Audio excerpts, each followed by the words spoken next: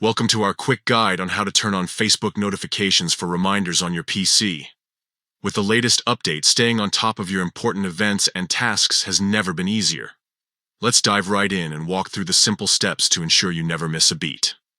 First things first, open up your favorite web browser and head over to facebook.com. Once you're logged in, take a look at the top right corner of the page. You'll see a little bell icon. That's your notification center. Give it a click to open up your notification panel. Now, here's where the magic happens. In the notification panel, you'll spot three little dots.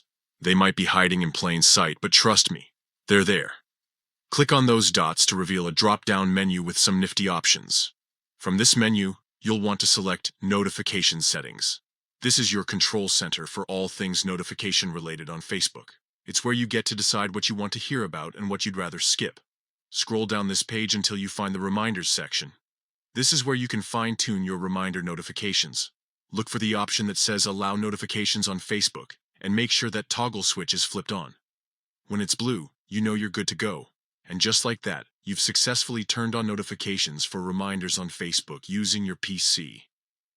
Now you'll be in the loop for all those important events, birthdays, and tasks you've set reminders for.